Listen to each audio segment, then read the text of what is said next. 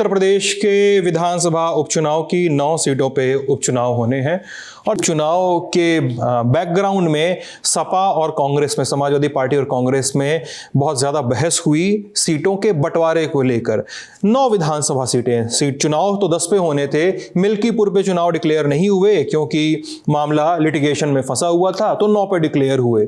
9 में से खबरें जो आई, कांग्रेस मांग रही थी 5 सीटें लड़ने के लिए। सपा ने कहा कि इंडिया गठबंधन है तो 5 सीटें तो नहीं देंगे, जो हमारी 5 सीटें जो हमने जीती हुई हैं 9 में से, हम वो तो नहीं देंगे, बची 4 में से हम आपको देंगे 2 सीटें, एक होगी गाजियाबाद और एक खैर। और इसको लेकर 22 अक्टूबर की देर रात सपा अध्यक्ष अखिलेश यादव और लोकसभा में नेता प्रतिपक्ष राहुल गांधी के बीच फोन पर लंबी बातचीत हुई।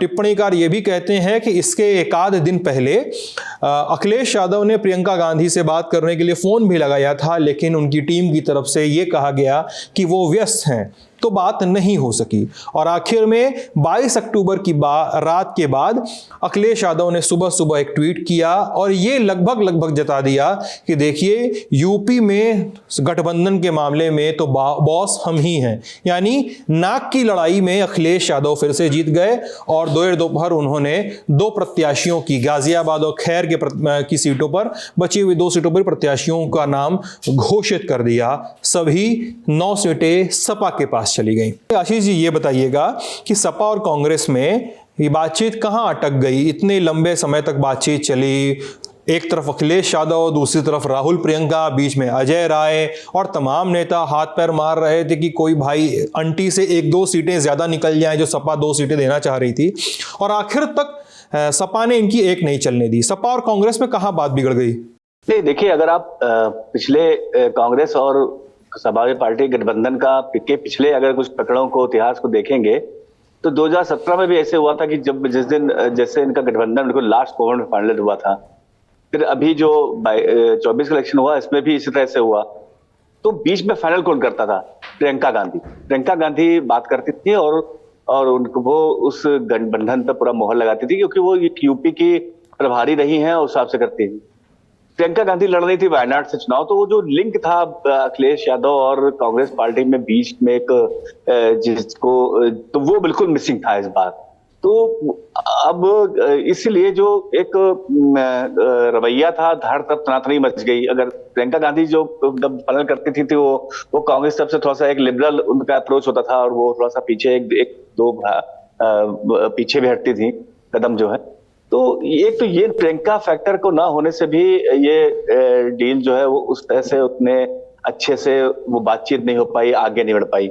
दूसरा हरियाणा का चुनाव हुआ था, वहां पे आप देखेंगे कि वहां भी समाजवादी पार्टी को सीट नहीं मिली थी। और तो उसके बाद उस समय जब अखिलेश यादव ने यहाँ पर लखनऊ में प्रेस कॉन्फ्रेंस की थी और कमोवेश जो बातें उस समय उन्होंने कही थी कि हरियाणा चुनाव में हम ये करेंगे और गठबंधन है बीजेपी हराने के लिए, सेम वही बात कल यूपी के प्रभारी कांग्रेस के अविनाश पांडे ने दिल्ली में कही।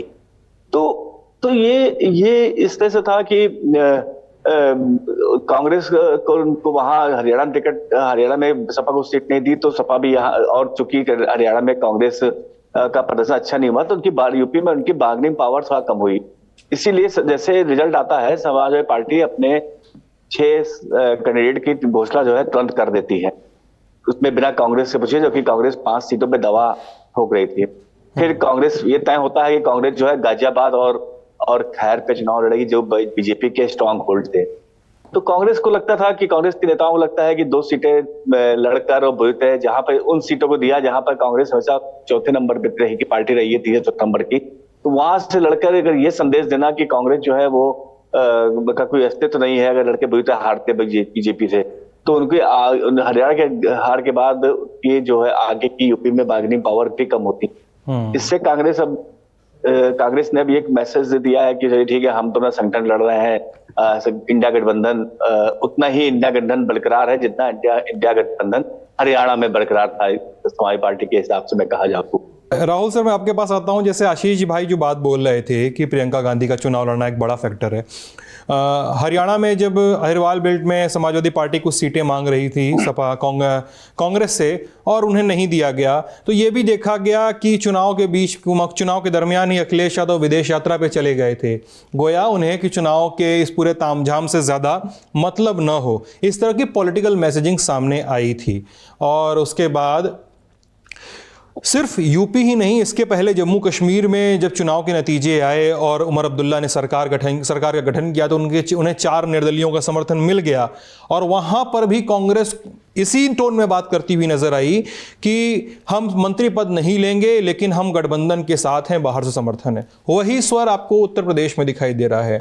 जब आपका वक्त अच्छा हो, वो पुरानी कहावत है कि दुख में सुमिरन सब करे, सुख में करे ना कोई, जो सुख में सुमिरन करे तो दुख काहे को होए।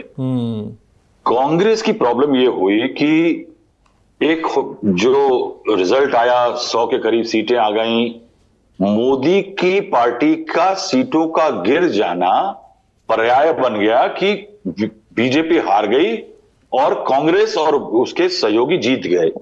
ये जो एक टेम्पलेट ने कॉन्फिडेंस दिया, उससे क्या है कि बहुत सारी चीजें ग्लॉस ओवर नहीं होती हैं। क्या है कि is the Congress party and high command in control of the system today? अगर आप देखें तो आपने ये कहा, आशीष ने बात कही कि वो हरियाणा को लेकर के नाराजगी थी। मैं आपको ये बता दूं कि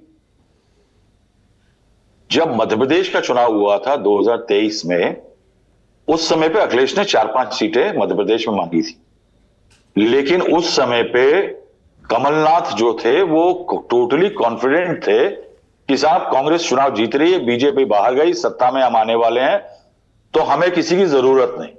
अखिलेश को सीटें नहीं दी गई, अखिलेश ने सीटें कैंडिडेट अपने खड़े किए थे। उसके बाद राजस्थान में भी जब हुआ था तो राजस्थान में भी 1-2 सीटें चाहते थे, लेकिन वहां पे भी कोई ऐसी दाल नहीं गल पाई अखिलेश की। हरियाणा के अंदर वो इवेंचुअली अखिलेश की 1 सीट की डिमांड थी 90 में से, नॉट मेनी, सिर्फ 1 सीट की इवेंचुअली डिमांड रह गई थी, वो भी कांग्रेस ने नहीं मानी। हुआ ये कि राहुल गांधी ने मीटिंग में ये बात कही कि मैं कोलिशन धर्म का पालन करना चाहिए और हमें अखिलेश यादव को, समाजवादी पार्टी को अकोमोडेट करना चाहिए।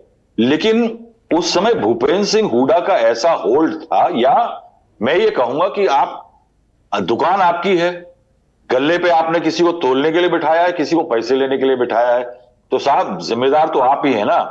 तो भूपेंद्र हुड्डा आपकी एजीज में at the pleasure of the Congress high command ही काम कर रहे थे ना टेक्निकली। तो भूपेंद्र हुड्डा ने सारे इंटरव्यू, मेरे इंटरव्यू में भी और बाकी जो भी इंटरव्यू दिए, ऐसा नहीं कहूंगा कि एक्सक्लूसिव था हमारा, तो सब में कहा कि समाजवादी पार्टी की यहां कोई बिसात ही नहीं है, कोई उनका वोट ही नहीं है, तो उन्होंने रिजेक्ट कर दिया। तो ये बात अब हम आज उस परिप्रेक्ष्य में आ रहे हैं, लेकिन ये बात मुझे हरियाणा के जब सीट डिस्ट्रीब्यूशन हो गया था और वहां पे वोटिंग का टाइम आने वाला था, समाजवादी के पार्टी के एक बहुत बड़े नेता, यानी बहुत बहुत बड़े नेता ने मुझसे ये बात साफ कर दी थी कि साहब कांग्रेस की जो है ना धोखेबाजी की आदत जो है ना वो नहीं जा सकती, इसके साथ बहुत सारा तालमेल करना बहुत मुश्किल है। समाजवादी पार्टी ने, यानी मैं लिटरली वर्बेटिम बता रहा हूं, जब लोकसभा चुनाव आया था तो कांग्रेस की जितनी हैसियत नहीं थी उससे ज्यादा 17 सीटें दी थी कांग्रेस पार्टी को 80 में से, जबकि कांग्रेस उसमें से जीत पाई सिर्फ 6 सीटें जी। और हमने दिल बड़ा किया था, मगर कांग्रेस हमारे लिए कहीं भी जगह छोड़ना नहीं चाहती है। ये बात हरियाणा का पहला वोट पड़ने से पहले मुझे बता दी गई थी, और उससे तब से क्लियर हो गया था कि जब यहां उत्तर प्रदेश में चुनाव होगा, बाइपोल होंगे, तो कहीं समाजवादी पार्टी एक बड़ा क्लियर रवैया लेगी कि साहब वो टर्फ तुम्हारी थी तो तुमने जगह नहीं दी, ये टर्फ हमारी है, इस टर्फ पे तुम्हें हम जगह नहीं देंगे। उसमें एक रीजन तो थोड़ा सा ईगो का है कि साहब जब आप अपनी जगह नहीं देते तो हम नहीं देंगे। दूसरा एक बात और याद रखिएगा कि एक सेंस ऑफ बिलीफ आया इन पिछले लोकसभा चुनावों में कि जो कांग्रेस पार्टी ना वो थोड़ा सा एक पाथ ऑफ रिवाइवल पे है। मुस्लिम वोट और दलित वोट जो है, खासकर दलित वोट जो है, वो कांग्रेस का कैंपेन 400 पार से कॉन्स्टिट्यूशन बदल जाएगा, राहुल गांधी का जो कैंपेन था, उसके कारण एक दलित ने अपनी एक सीलिंग तोड़ी। सीलिंग ये तोड़ी कि वो यादव के साथ जाके वोट नहीं करते थे समाजवादी पार्टी के लिए, मगर कॉन्स्टिट्यूएंसीज में मैं ये कहूंगा नहीं कि वोट ट्रांसफर हुआ कांग्रेस से, क्योंकि वो कांग्रेस का वोट नहीं रहा था, वो बीएसपी वगैरह का हो गया था, या कई बीजेपी के साथ भी चले गए थे दलित। वो वोट कांग्रेस की प्रेजेंस के कारण और उस मुद्दे के कारण शिफ्ट होकर के समाजवादी पार्टी को गया, जिससे समाजवादी पार्टी को 37 सीटें जीतने में मदद हुई थी। लेकिन अखिलेश यादव इतने पॉलिटिकली तो एस्ट्यूट हैं कि वो समझ रहे हैं कि इस तरह का अगर कांग्रेस की प्रेजेंस से, उनके साथ में रहने से अगर एक सेंस ऑफ रिवाइवल किसी वोट सेगमेंट्स में अगर हो रहा है, तो वो समाजवादी पार्टी के लिए भी खतरे की खबर है, क्योंकि उनके कोर वोट बैंक इवेंचुअली मुस्लिम क्या देखता है? मुस्लिम ये देखता है कि किसका पलड़ा किस जगह पे कितना भारी है और बीजेपी को हराने में वो कितना सक्षम है। और वो रिवाइवल जो है वो कांग्रेस का समाजवादी पार्टी के लिए डेट्रीमेंटल हो सकता है। तो वो कॉन्स्टेंटली, जिसे कहते हैं ना कि गाय को खुला वो दे दो कि तुम जाकर के जितना खेत में चर लो, वो स्थिति पैदा नहीं करना चाहते थे अखिलेश यादव। तो सबसे बड़ा कारण ये था ईगोज और not to allow the Congress on a complete revival path. और इसमें परसों रात को राहुल गांधी की फोन पे बातें, वो वहां से वायनाड से वापस आए हैं, और उसके बाद राहुल गांधी की अखिलेश यादव से बात हुई है, और उसमें साफ हो गया था कि वो चुनाव नहीं लड़ेंगे। प्रॉब्लम उसमें यह थी कि अखिलेश यादव ने एक दांव चला था, जिसे कहते हैं ना घेराबंदी कर दी जी। कांग्रेस चाहती थी कि मीरपुर और फूलपुर जैसी सीटें आ जाए, जहां पे इतनी प्रेजेंस है कांग्रेस के वोट की, अभी भी कांग्रेस को लगता था कि वो वहां पे जीत सकती है। अखिलेश यादव उनको वही सीट नहीं दे रहे थे जो कांग्रेस सोचती थी कि जीत सकती है। कांग्रेस इनिशियली 5 मांग रही थी, उसके बाद 3 पे आई, उसके बाद 2 पे तैयार हो जाती, लेकिन समाजवादी पार्टी उसको ऐसे ऑप्शन दे रही थी जहां पे कांग्रेस के पास ऑप्शन क्या था कि एक गुड लूजर वाली स्थिति में आ जाइए आप। अब कांग्रेस को यह लगा कि हम 2 सीटें ऐसी लें जहां पक्का हार जाएं, वहां पे जाकर के कोalition धर्म निभाने से अच्छा है कि कोalition का धर्म भी बना रहे और हम हार का तमगा अपने चेहरे पे ना लें, हमारे पेंट ना हो कि we are the losers of the game. तो इसलिए उन्होंने इस बैटल से बाहर निकल गए। लेकिन देखिए, इसका एक इंपैक्ट ये होने वाला है कि कांग्रेस में लोकसभा चुनावों के बाद कांग्रेस के काडर ना बचे हों। कांग्रेस की प्रॉब्लम बहुत सालों से रही है कि काडर नहीं बचा है, नेता है अभी भी। तो एस्पिरेशंस जो थे नेताओं के, वो उठे थे कि अब आने वाले चुनाव में अब हमारा कुछ होगा, अब हम लड़ेंगे, अब शायद हम विधानसभा पहुंचेंगे।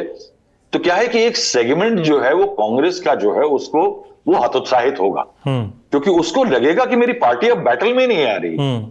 तो ये जो जिसे कहते हैं ना कि आप चेकमेट हो जाएं, यानी आप चक्रव्यूह में फंस जाएं और उसके बाद कहेगी साहब मैं लड़ाई छोड़ के भाग रहा हूं, ये जो है ये कांग्रेस ने बहुत अच्छा सिग्नल नहीं दिया है।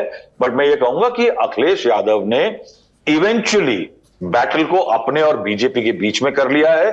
अगर बीजेपी जीतती है तो यह है कि वो फ्लूक था जैसे आप कह रहे थे, और अगर अखिलेश को ज्यादा सीटें मिलते हैं तो ये सिर्फ यही नहीं होगा कि पिछली बार का फ्लूक नहीं था, वो एक ट्रेंड है, बल्कि ये भी होगा कि ये जो ट्रेंड बन रहा है वो अखिलेश यादव के कारण बन रहा है। दैट स्टैंप ऑफ अथॉरिटी और Akhilesh Yadav will be on that win and that will be good for Akhilesh, क्योंकि अगले विधानसभा चुनाव 2027 में होने हैं और ये एक उसके लिए माना जाएगा कि अखिलेश सही कोर्स पे जा रहे हैं। और मैं लखनऊ में था राहुल सर 1-2 दिन पहले, तो समाजवादी पार्टी की एक बहुत बड़े नेता से मेरी बातचीत हो रही थी, तो उन्होंने 2-3 बातें साफ की कि हम कांग्रेस को जितनी सीटें देने की बातचीत कर रहे हैं हम लोग, 2 सीटें हम इसीलिए दे रहे हैं क्योंकि बाकी सीटों पे हम अपने पीडीए वाला जो समीकरण हम लेकर आए हैं, पीडीए वाला समीकरण हमारा बैठ जाएगा, इसलिए जो 2 सीटें हैं उस पर वो जीतें चाहे हारें, वो हमारा ओनस नहीं होगा। उसके अलावा वो इस बात से काफ़ी नाखुश थे कि साहब आप हमको हरियाणा में अकोमोडेट नहीं कर रहे हो, हम महाराष्ट्र में 2 सीटें मांग रहे हैं, जो हमारी जीती हुई 2 सीटें हैं उसमें से हम मांग रहे हैं 12 मांग रहे हैं, अरे कम से कम 5-6 दे दो हमसे कि हम 5-6 पे लड़ लें वहाँ पे महाराष्ट्र में, आप उतना भी देने को रेडी नहीं हो रहे हो, तो हम क्या करें। वो बोले कि हम साफ साफ लोकसभा चुनाव में हम देख चुके हैं कि जिन जिन सीटों पे हमारे प्रत्याशी थे, जहां पे हार रहे थे, कई सीटों पे हमें कांग्रेस के काडर का समर्थन नहीं मिल रहा था। फिर वो ये कहते हैं कि इस समय हम 2027 की तैयारी में हैं, अब ये हमारे साथ रहते हैं नहीं रहते हैं ये इनकी मर्जी है, लेकिन अगर यूपी में रहना है तो हमारे तरीके से चलना पड़ेगा, वरना इनको ही मुश्किल होगी, क्योंकि हमारी जमीन थोड़ी ज्यादा पक्की है इनके मुकाबले।